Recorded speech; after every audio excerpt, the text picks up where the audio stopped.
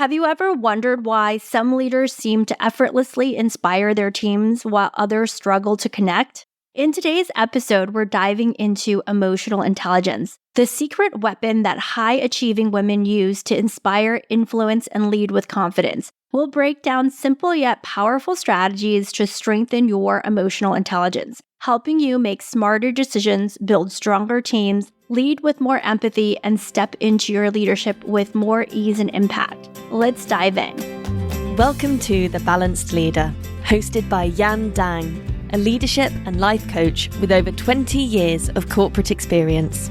Drawing from her journey as a former global finance leader and second-generation immigrant, Yan understands the unique challenges women face in male-dominated workplaces. Each episode offers insights on balancing masculine and feminine energies, mastering soft skills, and building emotional intelligence. Join us to transform frustration into empowerment and unlock your authentic leadership potential. Hi, everyone. Welcome to my podcast. I am Yan Dang. I am a leadership and life coach. I'm also a second-generation immigrant and a former corporate executive. I spent over 20 years in the corporate world as a global finance leader, and I use the skills that I learned in that corporate world to support women today to build lasting confidence and emotional wealth. And I'm excited to be here to share this podcast with you because I want to share the skills that I am teaching and what I've learned over my many years in the corporate world. This podcast's mission is to support women leaders to bridge the gap between technical expertise and emotional intelligence. And today's episode is on 3 practical strategies to boost your emotional intelligence at work. I'm going to kick off with the very first one, which is really about showing up for yourself. And what does it really mean to show up for yourself? In this strategy, we are really focusing on showing up for yourself as the foundation for emotional intelligence and leadership success. So let's start talking about emotions. I want you to ask yourself, how do you show up with your emotions? How are you with your emotions? Are you the type of person who is really connected to how they feel? Are you the type of person who oftentimes shuts their feelings down to get things done? Are you the type of person who is scared of their emotions because you feel overwhelmed by them? I coach clients that have all 3 of these factors. They're either not that in touch with them, they are somewhat in touch with them, but feel like they could use them more purposefully, or they feel overwhelmed by them. And so this is where I start with all of my clients because emotions are how we learn to connect with ourselves, which in turn help us to connect with other people and lead other people. And I often stress that typically in our careers, when we're very young and junior, the focus is getting the job done. And so there's less need for emotional awareness at that point, because as long as you can get the job done, obviously it's important to show up well with your boss and your peers and to get along. But the emotional awareness piece is not as important until you start managing people, until you start managing managers, or until you start having much more difficult conversations that are more in the gray area with your peers or your leaders, which typically happen when you become more strategic and there's not as much transactional work that just needs to get done. Transactional work that just needs to get done doesn't really require much emotional intelligence, but strategic decision making requires a lot of emotional intelligence because you are connecting with other people. You are presenting a lot of nonverbal cues. And if you are not aware of how you are showing up emotionally and what those nonverbal cues are impacting the way you communicate, then this could be a really big blind spot for you. And this is what I typically focus with my clients on. A lot of my clients come to me and say, wow, I feel super angry after work and I don't know why. And I drink and I am upset with myself. I beat myself up. I keep replaying what happened over and over. So typically what happens in this scenario is that you could be experiencing lots of different emotions and not knowing how to untangle yourself from it. So oftentimes you might blame the other person and say, this person has such an abrasive personality that I can't work with them. Or this person makes me feel intimidated. Or this person, I feel really scared when I'm with this person. that is actually that start of being emotionally aware of how you are showing up with your emotions in a particular situation. And typically it's easier or feels easier to blame another person than to actually deal with your emotions and dig in to see what's actually happening inside. But I will tell you that there's a lot of growth and leadership if you are willing to connect with your own emotions and understand how those emotions are impacting how you show up with other people. So it really starts with you. I want to give you a scenario to think through that might be happening to you right now or happened to you in the past. I have a client who talks about every time she has to present the financial information to her boss, she feels super scared. And what ends up happening is when she feels super scared, she talks super fast. She is also much more shaky in her tone of voice, and she's not very clear when she answers questions. And so what happens is she comes into the meeting prepared with her things, but she's so emotionally overwhelmed that she shows up with these different emotions, and she doesn't understand how to help herself, because what happens is her boss actually gets upset, asks even more questions. She feels even more stirred up, and she usually just leaves the meeting feeling defeated. If this feels familiar to you, then you're not alone. This has happened to me as well. This is actually part of why I became a coach, because I was faced with this particular challenge myself. And what I can tell you is that by showing up and understanding your emotions, you can actually change the situation for yourself. So let me just tell you what happens from a neuroscience standpoint. When we are feeling like we're really scared and under attack, we start using our survival brain. And our survival brain is really focused on getting out of whatever situation in the safest way possible. And so there's a lot of automatic reactions that we have. So it's important to notice for yourself, what are those automatic reactions that sometimes happen to you that don't feel intentional or purposeful? So in this situation with my client, she noticed I talk really fast, I'm really fidgety, and I'm not clear when I answer the question. And overall, I don't feel confident, right? So she knew this is what typically happens. And so really where we worked on is understanding her emotions. First of all, naming that this makes sense. You feel scared. And she had also shared that this happened a lot in her family system, where her dad would question her and she would start getting really shaky and sometimes even start crying, right, to get out of the situation. Obviously, that's not a great strategy for work. Nobody wants to have the strategy of, I'm so upset that I have to cry and leave the meeting. But we want to recognize that sometimes these emotional triggers happen because it is presenting a situation that feels so familiar to us. So what we actually focused on was how to help her to have different emotions when she goes into this meeting and to create safety for herself. Number one, to realize that even though it feels really scary and she feels like she is under attack, that she's actually not, that this is just a meeting. Number two, to remember that her job there, the purpose was to show up confidently, firmly, and authoritatively as it related to what she was presenting. And so this really allowed her to have a focus. So when she went into the meetings, instead of just going into the autopilot, oh my gosh, this person is abrasive and scary and reminds me of my father, that whole pattern wasn't playing out anymore, where she felt scared and did all of those things. Instead, she centered herself, reminded herself that she is safe in that moment, that yes, she does feel fear, but she also feels angry because she wants to make sure she's heard. This emotion of anger is one that I teach a lot of my female clients on, because it helps you to create more confidence in yourself and groundedness in yourself and intentionality. That anger can really be channeled into intentional action and impactful conversations.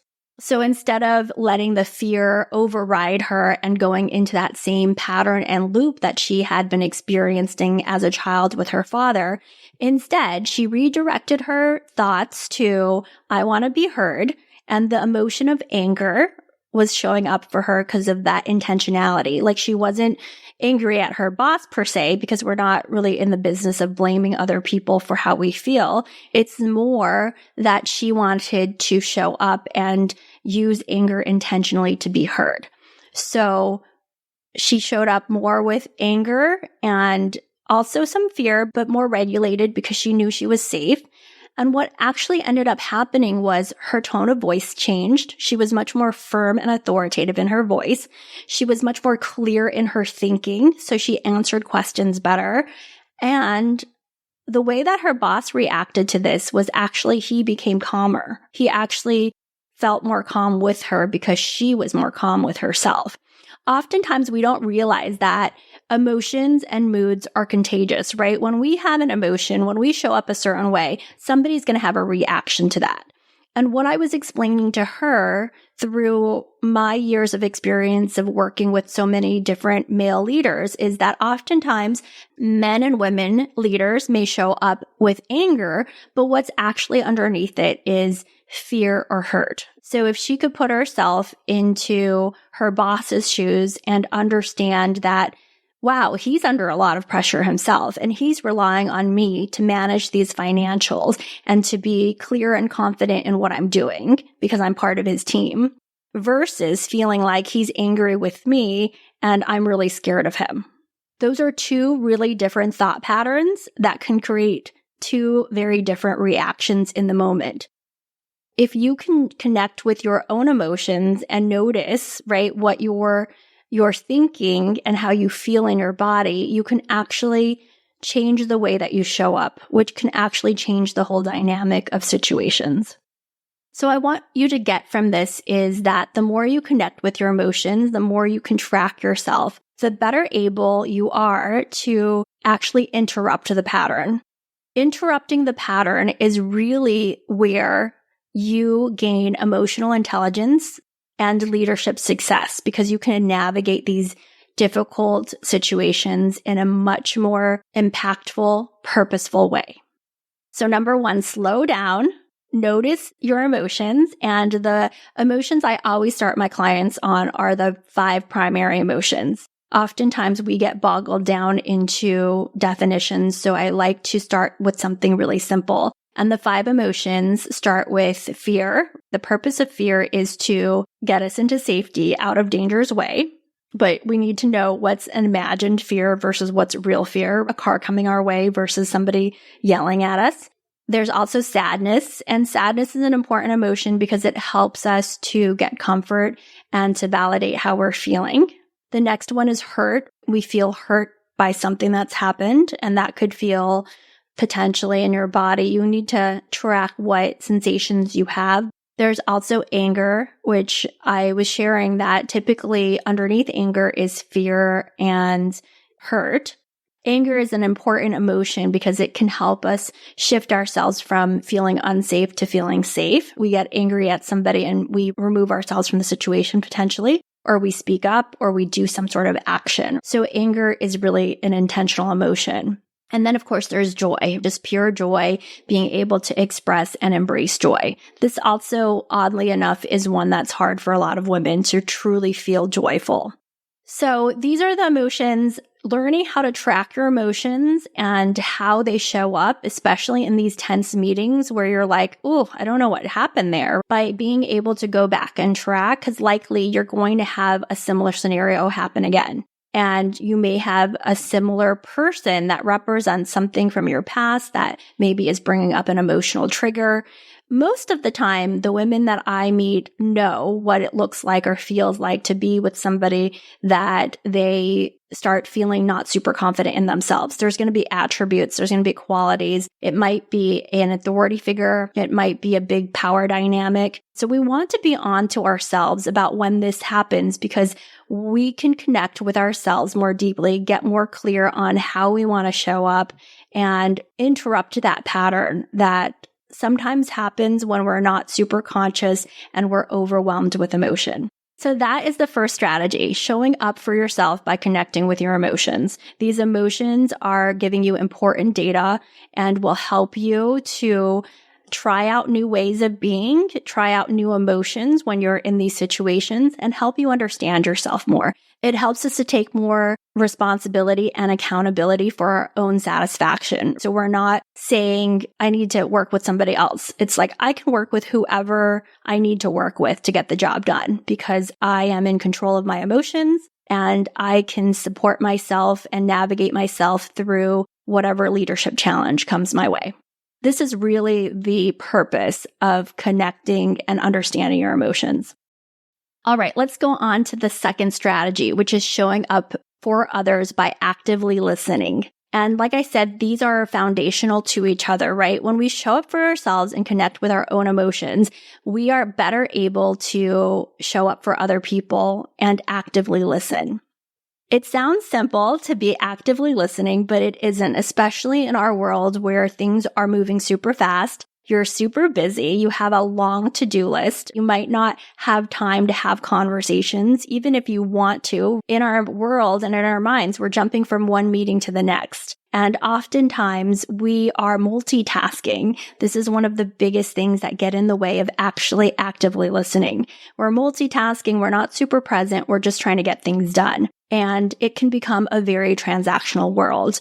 This is actually more and more the case with some of the hybrid working because there's not as many water cooler conversations and connections and rapport isn't being made through just interacting with each other on the way to the bathroom, going to grab coffee, having lunch together. I do want you to think about this skill of active listening as a way to build more trust and rapport with other people.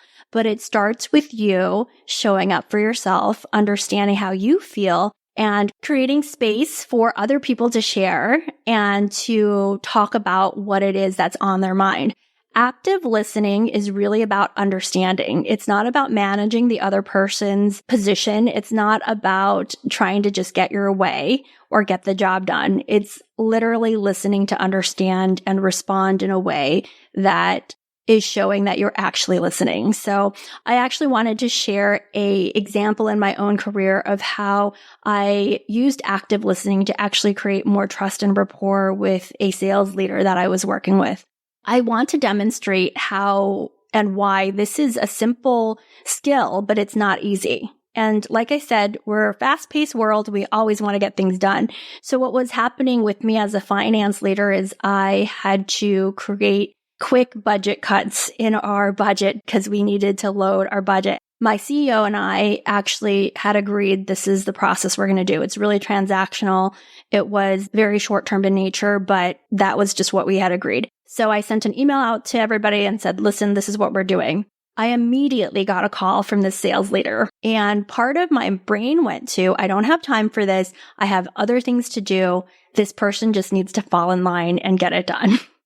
But luckily, I took a pause, right? I connected with my own emotions and I realized I was feeling some fear. And I, instead of avoiding the fear, right, and just allowing it to dissipate by avoiding the conversation and moving on to the next task. And this is why oftentimes we are not connected with our emotions, is because we allow tasks to get in the way of our connection with ourselves, which in turn, right, keep us from connecting with other people. Instead of using that fear and running away, I used that fear to give me courage. So I picked up the phone and actually listened to him. My brain kind of went to, I know what he's going to say already, but I kept bringing myself back to, let's actually listen to him. Let's be curious. And so with that curiosity, I said, what's going on? And he said, hey, I saw your email and I'm finding it really difficult to not have these extra headcounts that I need for the second half of next year. And he explained the situation and it made sense. I could relate. I could connect with my own fears, and I could also feel sad that we couldn't move ahead with it. And I also was able to ask him, a question that I wouldn't have asked him if I didn't pick up the phone, which was, oftentimes you have things in your budget that are unexpected and you need things. And typically, me and the CEO figure out how to make it work for you because we also need you to make your targets. I know even if this is the budget, you also know that we are willing to make changes and reiterate as we go through. And he took a pause and he really thought about it. And he said, yeah, you're right. Every time I need something, even if it's in budget or not, you guys seem to make it happen. And it just seemed like everything was diffused. He understood. I got the sense that he felt more trust and connection. And he said, okay, let's move ahead. I understand now. Thanks for the conversation. So it seems like pretty simple to call and have that interaction. But oftentimes in our busy world and not wanting to feel our feelings or fear or get messy, we don't want to have that conversation. So we avoid it. We don't actively listen or understand. It creates more distance in our relationships with our peers or other senior leaders. I just want to take a moment for you to inventory, is this something that happens to you? Do you avoid having phone conversations with people? Do you avoid conflict because you don't want to feel emotions? And how is this impacting your leadership? And I don't want you to beat yourself up. That's not the point of this. This is really an opportunity to connect with others in a deeper way and use your emotional intelligence to create more trust and rapport with others. So that is the second strategy. Let's move on to the third strategy, which is, again, bringing all of these steps together. Once you've shown up for yourself and others, you can lead with more empathy. So leading with empathy and emotional intelligence requires you to create a safe space that's a supportive space for you and your team.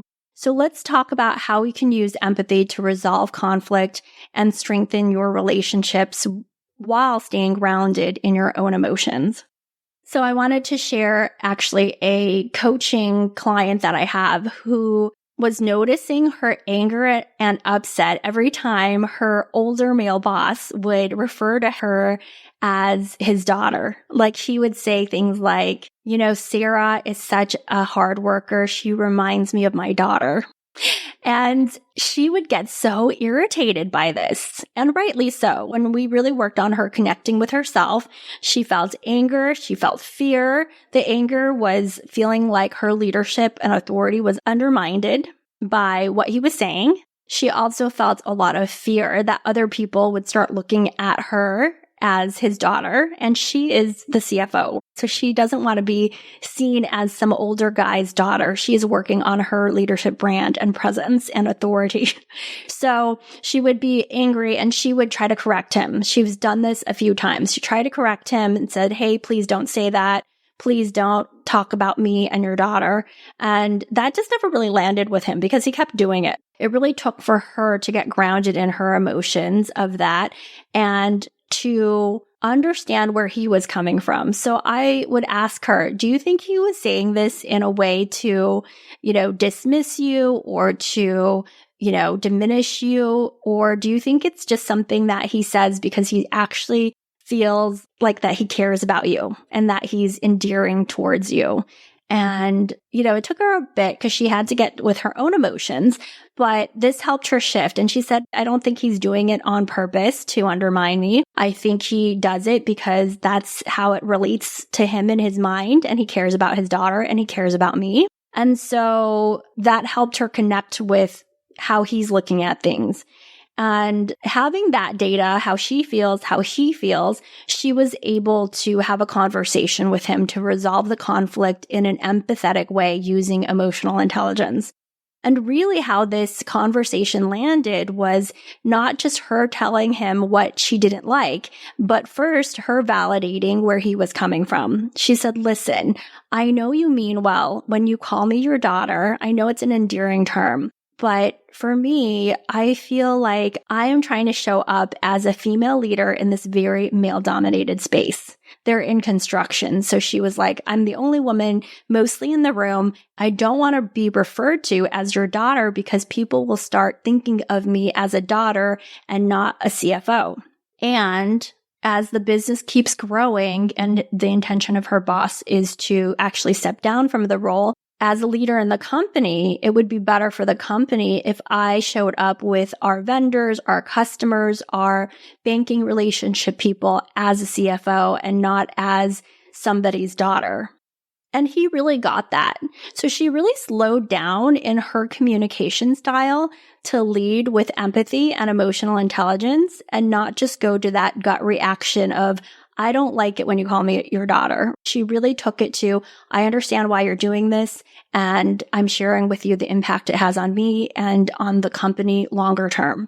And he actually heard her this time. She's had this conversation with him multiple times, but because she was able to empathize with him, step into her own emotions and speak authentically from her emotional experience, he heard her. And now he doesn't do it anymore. He actually can understand that. And she didn't make him wrong or bad for it, which oftentimes we do not on purpose, but because we haven't recognized our own emotions and we are on autopilot reacting to things. It's sort of like in your teenage years when you just reactively yell at your parents because that's what you're doing and your brain is still being formed and you're figuring things out.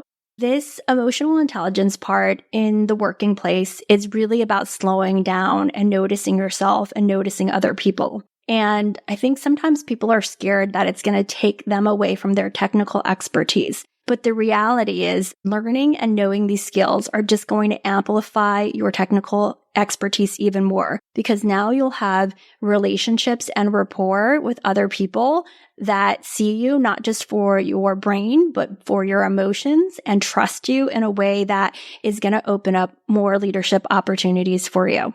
All right. So those were the 3 skills. Number 1, showing up for yourself by connecting with your emotions, show up for others by actively listening, and lastly, leading with empathy and emotional intelligence.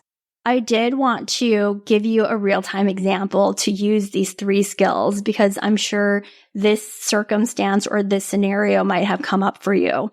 I was just talking to one of my clients last week and she was sharing about this, and we're in a time where a lot of our staff and people we are working with are experiencing a lot of difficult things in their personal life. There is a lot of unrest around the economy. There are hurricanes happening. I live in Florida, so it's scary. People a lot of times are dealing with medical issues, whether they're their own, their children, or their parents. So there's a lot going on. And there is space in our world, if your culture allows for it, for more people to be bringing their emotions to work. In this scenario, it's your direct report comes to a team meeting and she shares that her mental health is not great given many circumstances in her personal life. So you want to notice you as the leader, like how do you react to this? Are you the type of person to jump in and rescue and solve the problem? Are you the type of leader to sit with it, connect with your own emotions? Are you the type of leader that wants to avoid this conversation at all costs because it feels heavy? So you might have a variation of that, but in this particular case, try noticing your own emotions. How are you feeling in your body hearing this message? Actively listening to the other person's concern and choosing how to move forward in a way that fosters collaboration and resiliency. I know sometimes we want to go to fixing the problem, especially if we're the manager, but many times there's not things that need fixing when we're working with other people who are still working through their own emotional world and want to just be able to express. So this is an opportunity to try this on. It could look like you noticing yourself, connecting with your own emotions of fear and sadness, actively listening to her and what her concerns are and what her circumstances are. And you saying to her, first of all, thank you for sharing about how you're feeling. It's important to me to understand that. Please let me and the team know if there's anything we can do. And that's it. It's not fixing things. It's not going into her head trying to be responsible for everything. It's letting her know that her emotions are okay. You're validating her experience, that you hear her and care about her. And it's also giving her an option to take action and to get help if she needs that. Oftentimes, if you're somebody who is overwhelmed by those emotions, you might feel annoyed that she's bringing so much emotion. And you might feel that you're responsible for fixing it all, Or you might feel that, this is too much. This whole situation is too much. You don't want to deal with it. So you might awkwardly move on. So you want to notice these situations because this is a chance for you to connect with yourself, connect with people around you, and lead with empathy. So to summarize the key takeaways of this episode, number 1, show up for yourself by recognizing your emotions. And again, the 5 primary emotions are fear, hurt, sadness, anger, and joy. And notice what those emotions are saying to you. What's the data in those emotions?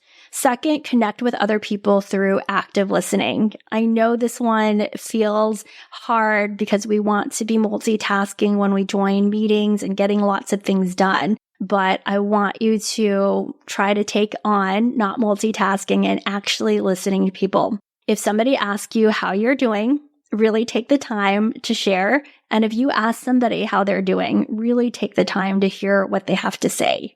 Transactional communication doesn't create trust and rapport. But if we actively listen to each other, this is really where connection and trust gets built. And then lastly, lead with empathy and emotional intelligence, grounded in the knowledge that you're fully present to yourself and other people. This is a practice. And what I want to challenge you to do is pick one of these strategies, whether it's recognizing your emotions or listening more actively. And then I want to hear your results. What is changing for you? What are you noticing about yourself? What are you noticing about your relationships? So I'd love to hear what you have come up with and how it's shifting you and how you feel about being connected with your emotions and the confidence that you feel in yourself. All right. Well, that is our podcast for today, but I am excited to teach you more skills, techniques, and strategies to help you to show up with more authority, presence, confidence, and of course, to be more satisfied in your personal and professional life. Take care until next time. To celebrate the launch of the show, I'm going to be giving away curated gift boxes from Box Fox, a female-founded company, which will have hand-picked special collection of items from me that bring joy, relaxation, and inspiration to 5 lucky listeners who follow, rate, and review the show. Your honest feedback means a lot to me because I'm creating this show for you to solve your problems, and I want you to play an active role in this show's evolution. I want to hear what you care about and what you want to hear about in these episodes. Visit www.aspire-coaching.co/podcast launch for step-by-step instructions on how to follow, rate, and review. Thank you for tuning in, and take care until next time. Thank you for being a part of the Balanced Leader community. We hope you found today's episode inspiring and actionable. For more resources and to connect with Jan, visit us at aspire-coaching.co. Until next time, keep leading with confidence and purpose.